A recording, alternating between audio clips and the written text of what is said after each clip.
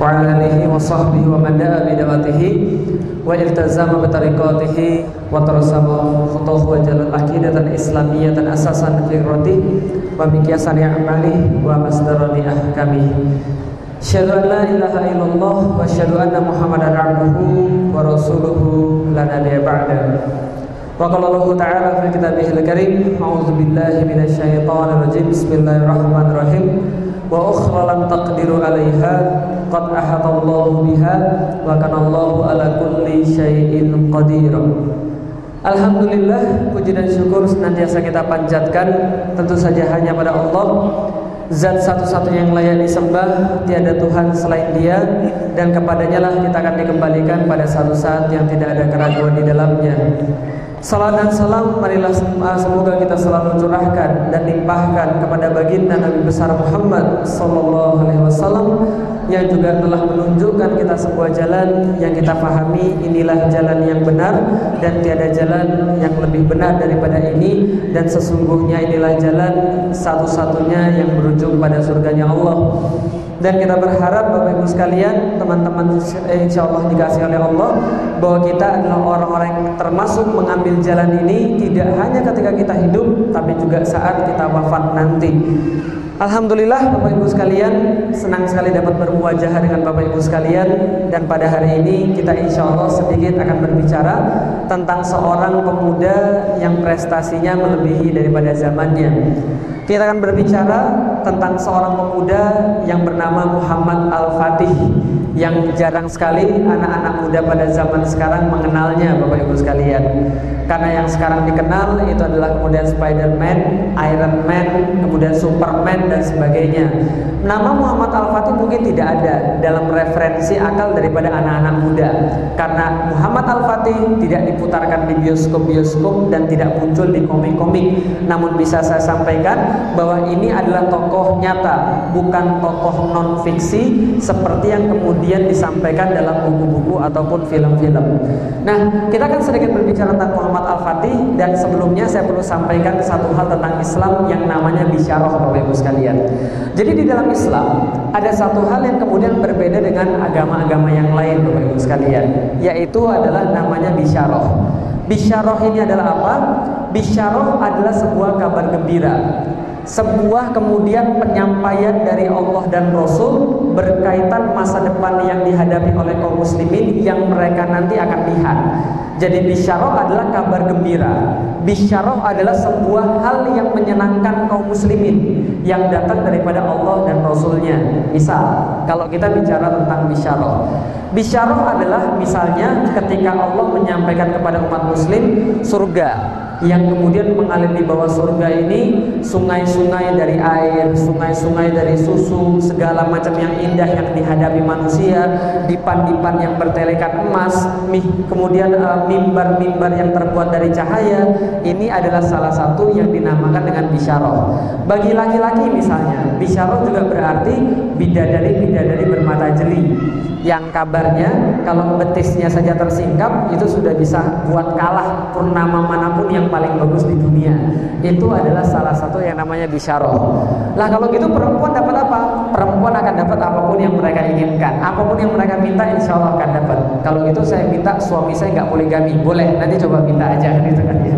Nah, bisyarah adalah sebuah kabar gembira yang disampaikan oleh Allah dan Rasulnya berkaitan dengan masa depan yang menyenangkan bagi kaum muslimin. Misal, ketika bicara tentang bisyarah, Allah dan Rasul tidak hanya bicara tentang masalah akhirat, tapi juga tentang masalah duniawi. Misal, Rasul pernah katakan, Innallaha zawalil ardo wa ra'aitu masyariqaha wal maghribaha wa inna ummati sayablughu mulkuha ma zawali minha. Jadi Rasul katakan, aku pernah dibentangkan oleh Allah bumi yang terlihat olehku dari ujung timur sampai dengan ujung baratnya.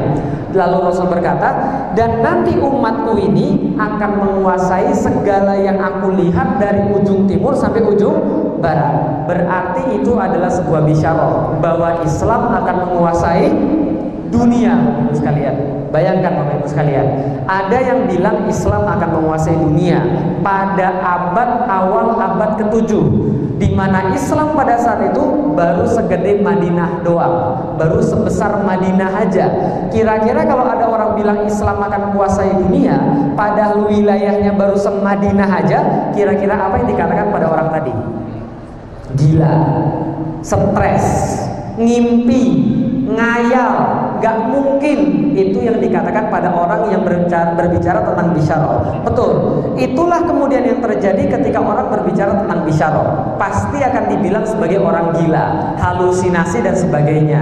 Maka bagi saya secara pribadi Bapak Ibu sekalian, bisyarah adalah seperti tempat berteduh di tengah-tengah terik, seperti pohon yang kemudian tempat berteduh di tengah-tengah terik di saat tidak ada lagi tempat untuk berteduh di tempat yang lain. Itulah adalah bisyarah. Misal Bapak Ibu sekalian, kita ambil contoh tentang bisyarah. Suatu waktu 3 minggu setelah saya masuk Islam,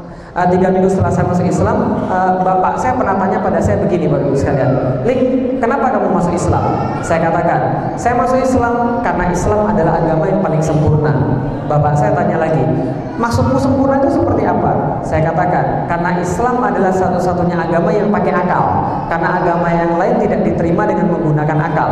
Lalu bapak saya tanya lagi, maksudmu Islam adalah agama yang paling bagus?" Ya, saya katakan, Islam adalah agama yang paling bagus. Kemudian bapak saya tanya lagi, "Maksudmu bagus seperti apa?" Saya katakan, bagus karena dia pakai akal. Lalu bapak saya tanya lagi,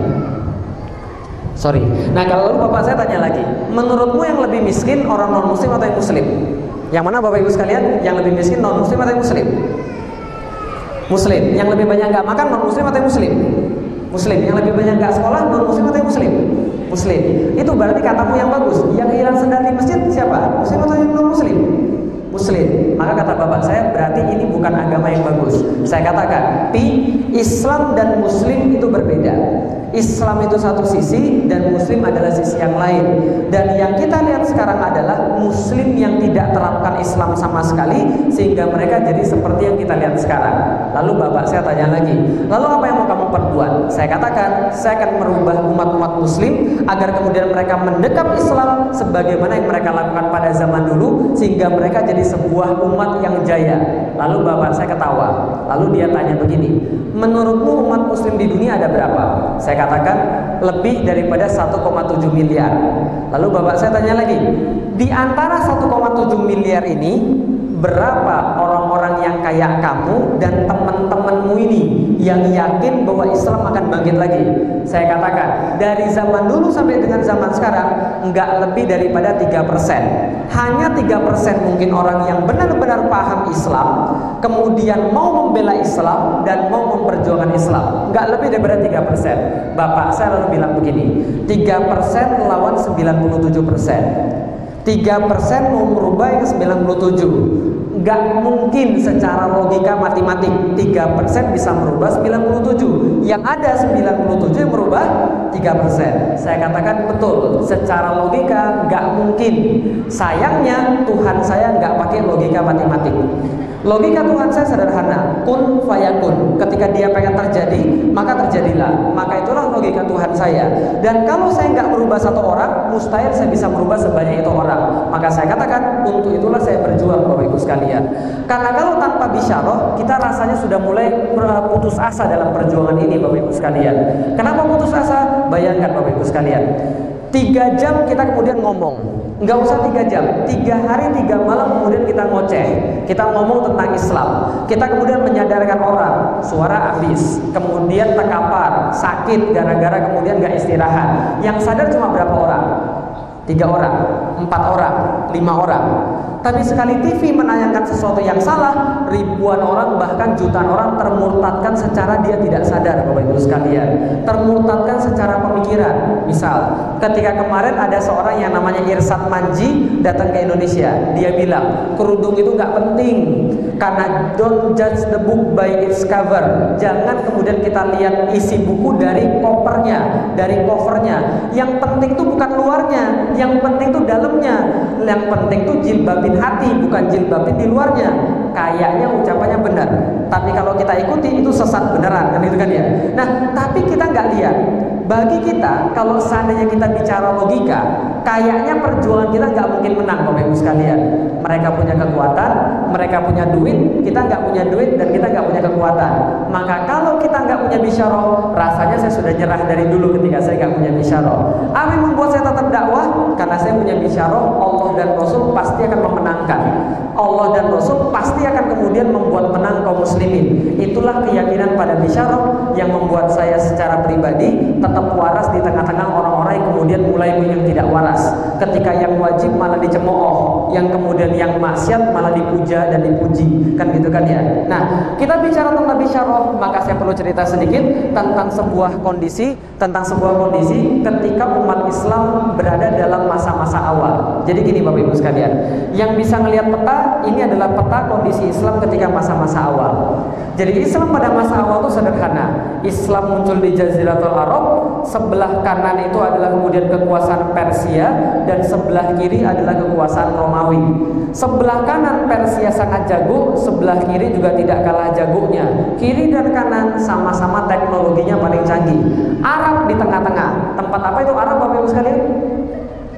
Kalau sebelah kanan jago, sebelah kiri jago. Arab tempat apa di tengah-tengah ini? Tempat jin buang anak. Sama sekali nggak ada peradaban di situ Bapak Ibu sekalian. Tanggalan nggak punya, kemudian mereka naiknya naik onta, makannya makan korma. Mereka kemudian tidak ada yang bisa dibanggakan kecuali cuma hafalan-hafalan saja. Seorang anak perempuan lahir kemudian dikubur hidup-hidup, seorang anak laki-laki dibangga-banggakan, sampai-sampai seorang anak laki-laki sudah biasa di situ punya lebih daripada 40 istri Bapak Ibu sekalian. Berapa istri? 40. Zaman sekarang berapa maksimal? 4. Mending dulu atau zaman sekarang? Mending sekarang. Dulu itu 40, sekarang cuma 4 kan itu kan ya. Nah kalau gitu kita lihat, inilah kondisi Arab pada zaman dulu Bapak Ibu sekalian. Dan perlu saya ceritakan sekali lagi, ketika zaman Rasul kita masih hidup dan beliau merubah kondisi Arab jahiliyah, maka pada saat itu ada 2 kota yang paling besar di dunia. Ada 2 kota yang paling dikagumi di dunia. Ada 2 kota yang ketika salah satunya disebut, orang sudah merasa sangat ngiler, sudah merasa sangat menginginkan, karena kota ini sangat hebat. 2 kota ini adalah yang pertama namanya Konstantinopel, yang kedua namanya Roma. Jadi yang pertama apa namanya Bapak Ibu sekalian? Konstantinopel. Yang kedua namanya Roma. Satu ibu kota Romawi sebelah timur, satu lagi ibu kota Romawi sebelah barat. Konstantinopel dan Roma. Konstantinopel, sebuah kota yang kabarnya di dalam kota tadi terdapat gereja yang lebih banyak daripada jumlah hari daripada setahun. Jadi di situ juga terdapat jalan-jalan yang diperkeras dengan batu marmer dan porfiri. Sebelah kiri dan kanannya kemudian dibangun kemudian pilar-pilar yang tinggi melindungi barisan-barisan bangunan di belakangnya. Dan yang paling hebat di sana adalah di sana ada suatu bangunan yang paling besar di dunia, sekaligus menjadi gereja paling besar di dunia, simbol hegemoni Kristen di dunia, gereja Hagia Sophia namanya. Itulah kehebatan orang-orang Konstantinopel. Kota ini sangat dikagumi, merupakan kota paling bergengsi di dunia pada waktu itu, nomor 1 paling bergengsi. Ini adalah yang pertama. Yang kedua, kota Roma, City of the Gods, kota para dewa, the Eternal City, kota yang abadi, yang sampai sekarang Roma ini masih menjadi museum terbesar di dunia. Karena kenapa? Karena banyak sekali peninggalan-peninggalan sejarah. Kota Roma menjadi saksi kaisar daripada yang paling awal, Julius Caesar, sampai dengan Kaisar Konstantin yang terakhir. Kota ini tidak kalah megahnya dan sekarang menjadi simbol hegemoni Kristen Katolik di dunia. Ini adalah kota Roma. Berarti ada 2 kota. Satu apa tadi Bapak Ibu sekalian? Yang kedua Bapak Ibu sekalian? Roma. Yang pertama tadi Konstantinopel, yang kedua Roma. Ceritanya dimulai pada waktu itu. Ceritanya dimulai di sini Bapak Ibu sekalian. Pada satu masa Islam menghadapi satu cobaan yang sangat berat daripada Allah, yaitu perang yang paling mengerikan, yang di dalam Al-Quran itu diceritakan sebagai perang paling sulit, yang kita kenal dalam surat Al-Ahzab, yaitu namanya perang Ahzab. Al-Ahzab sendiri artinya adalah koalisi. Jadi maksudnya adalah apa?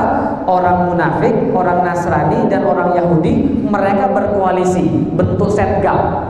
Mereka berhasil membentuk sekitar 10.000 pasukan. Datanglah mereka ke Madinah ingin menghancurkan Islam sampai dengan ke akar-akarnya. Ketika kemudian Rasul mengetahui pasukan 10.000 ini pergi ke Madinah ingin menghancurkan Islam, maka Rasul meminta saran pada para sahabat. Wahai para sahabat, besok kita akan dihajar oleh 10.000 orang. Sekarang kita punya berapa pasukan? Sahabat hitung pasukan Muslim ada berapa. Dapat jumlah pasukannya 3.000 orang, Bapak Ibu sekalian. 3.000 lawan 10.000. Yang menang siapa, Bapak Ibu sekalian? 3.000 atau 10.000? Secara logika? Secara logika yang menang adalah 10.000 orang. Secara logika. Maka pada waktu itu Rasul tanyakan pada mereka, bagaimana saran Anda untuk menghadapi 10.000 orang tadi? Maka Salman Al-Farisi mengangkat tangan lalu berkata, gini wahai Rasulullah, kami biasa di Persia, kami bangun parit yang menghalangi antara kami dan musuh agar mereka tidak bisa nyebrang ke tempat kami dan kami bisa panah mereka dari atas sehingga kami bisa punya posisi yang lebih bagus. Karena itu Rasul sepakat, oke, kita akan bangun parit untuk mengelilingi kota Madinah. Maka yang pernah pergi ke Madinah pasti tahu, di Madinah itu wilayah sebelah utara, wilayah sebelah barat, dan wilayah sebelah timur itu semua dikelilingi oleh bukit-bukit gunung, bukit-bukit batu semuanya, sehingga secara kemudian militer pada zaman itu tidak dimungkinkan untuk menyerang dari sebelah barat, timur maupun utara. Satu-satunya wilayah yang bisa diserang adalah wilayah dari bagian selatan. Maka Rasul memerintahkan orang-orang Madinah untuk bangun parit mengelilingi wilayah bagian selatan sejauh 8 km, Bapak Ibu sekalian. Berapa? 8 km. 8 km itu sejauh apa, Bapak Ibu sekalian? Sejauh apa 8 km? Kalau di Jakarta, ada yang pernah pergi di Jakarta, 8 km itu dari Cawang sampai dengan Semanggi. Jadi dari Cawang sampai dengan Semanggi itulah 8 km. Ada ini, mic wire, pakai yang kabel. Nah jadi 8 km itu adalah kemudian jalan yang dari Cawang sampai Semanggi. Jauhnya minta ampun 8 km. Tapi Rasul meminta agar kemudian membangun parit 8 km mengelilingi Madinah. Dan parit ini dibuat di tanah Arab, Bapak Ibu sekalian. Tahu tanah Arab? Sama nggak kayak tanah Indonesia? Tanah Indonesia, kalau kita pakai cangkul aja kita bisa cangkul. Tanah Arab itu isinya apa? Kayak toko bangunan, pasir sama batu. Paham kira-kira sekalian? Nah, ketika itu kemudian para sahabat disuruh kemudian menggali parit 8 km di tengah panas yang terik luar biasa, dengan kemudian tanah yang sangat keras, dengan logistik yang sangat terbatas. Apa logistiknya? 10 orang disuruh baris, suruh kulum satu kurma. Jadi 10 orang suruh kurung satu kurma dibagi 10. Setelah makan 1 hari itu 3 hari nggak makan. Setelah itu 3 hari kemudian baru makan lagi, 10 orang baris lagi, makan lagi 1 kurma lagi. Nah maka saking kemudian beratnya kondisi seperti itu, panas, kemudian makanan nggak ada, air terbatas, kemudian sangat susah sekali medannya. Para sahabat kemudian merasa sangat tertekan. Sampai-sampai Allah mengatakan di dalam Al-Quran, pada kabur semua orang-orang yang benar-benar nggak beriman. Gimana caranya? Mereka minta izin pada Rasulullah. Ya Rasulullah, saya izin ya, di rumah saya kosong nih, nggak ada yang jagain. Istri saya kasihan nanti kalau ada yang kemudian gangguin gimana? Saya izin dulu pulang ke rumah. Padahal dia kabur. Nah ini yang terjadi. Ada yang bilang begini, ya Rasulullah saya izin ya, anak saya belum ada yang makan ini. Nanti kasihan kalau nggak ada yang makan. Saya kan bapaknya. Padahal dia kabur. Nah ini yang terjadi. Maka yang tinggal kemudian di situ cuma 2 tipe orang, Bapak Ibu sekalian. Satu, yang benar-benar mukmin. Yang kedua, Yahudi yang terpaksa. Berapa jadi seorang, Bapak Ibu sekalian? 2. Yang satu siapa?